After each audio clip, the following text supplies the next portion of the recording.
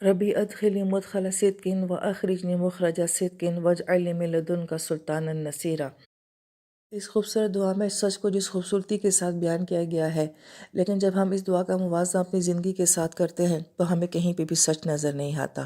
ہم اپنے رشتوں میں سچے نہیں رہے ہیں، ہم کسی بھی رشتے کو سچی محبت کے ساتھ قبول نہیں کرتے ہیں، یا سچی محبت اپنے رشتوں کو دینے کے لیے تیار نہیں ہوتے ہیں۔ ہم دوستی کرتے ہیں، نئے تعلقات، نئے رشتے بناتے ہیں تو اس میں جھوٹ شامل ہوتا ہے۔ ہم کسی پروفیشن کو اپنی زندگی میں اختیار کرتے ہیں تو اس میں جھوٹ شامل ہوتا ہے، یہ سوچے بغیر کہ آیا کہ میں اس پروفیشن کو ڈیزرو کرتی بھی ہوں یا نہیں کرتی ہوں، میرے اندر اہلیت ہے یا نہیں ہے۔ ہم جھوٹ کے ساتھ جو ہے وہ اس پروفیشن کو اختیار کرتے ہیں۔ ہم اپنے علم کے ساتھ سچائی کا معاملہ نہیں کر رہے ہیں۔ جو علم ہم لیتے ہیں یا جو فن یا جو ہنر، جو صلاحیت جو بھی میرے پاس ہے، کیا اس کو پوری سچائی کے ساتھ آگے ڈیلیور کرتے ہیں؟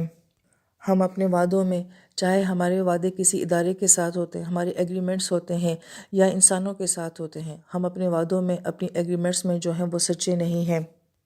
ایون کہ ہم تو اپنی ذات کے ساتھ بھی سچے نہیں ہیں۔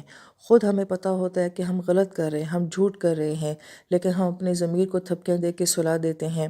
ہم اپنے رب کے ساتھ سچے نہیں ہیں، ہم اپنی دین کے ساتھ سچے نہیں ہیں، ہم اپنی زندگی کے ساتھ سچے نہیں ہیں، ہم اپنی آخرت کے ساتھ سچے نہیں رہے ہیں۔ ہمارے استاد بڑی پیاری بات کہتے ہوتے تھے کہ ہم 5 منٹ کی گفتگو جو ہے وہ جھوٹ کے بغیر نہیں کر سکتے ہیں۔ اتنا سچ جو ہے وہ ہماری زندگی سے نکل چکا ہے۔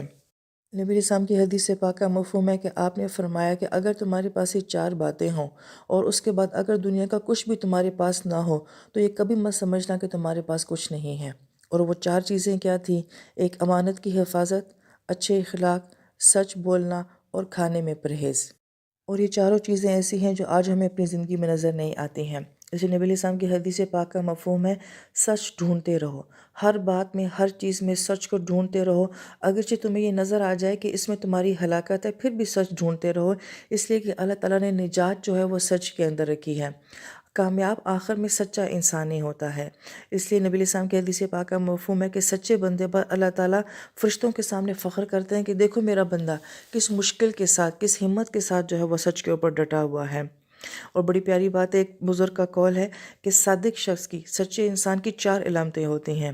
ایک، جب وہ بات کرتا ہے تو اللہ پاک اس کی بات میں حلاوت دے دیتے ہیں۔ دوسرا یہ کہ اس کی شخصیت میں ہیبت اور رعب آ جاتا ہے، سچے انسان کا رعب ہوتا ہے۔ اور تیسرا فرمایا کہ اس کے چہرے پہ نور اور تازگی ہوتی ہے، اس کا سچ نور بن کے اس کے چہرے پہ جھلکتا ہے۔ اور دوسرا فرمایا کہ اس کے دل میں اطمینان ہوتا ہے، اس کا دل پرسکون ہوتا ہے۔ ظاہری زندگی میں ہو سکتا ہے کہ اس کی ہلچل ہو مگر اس کے اندر سکون ہوتا ہے۔ لہٰذا میں خود ایک عورت ہوں اور ہماری ساری باتیں سننے والی بھی زیادہ تر بہن بیٹیاں ہی ہوں گی۔ ہماری اس سچ کا تعلق ہماری اس پرسنل لائف کے ساتھ بہت زیادہ ہوتا ہے۔ میں اپنے ماں باپ کے ساتھ، اپنے بہن بھائیوں کے ساتھ، اپنے شوہر کے ساتھ، اپنی اولاد کے ساتھ، اپنے سسرال کے ساتھ، اپنے معاملات میں کتنی سچی عورت ہوں، کتنی وفادار عورت ہوں، میری زبان پہ کتنا سچ ہوتا ہے، میرے معاملات میں کتنا سچ ہوتا ہے۔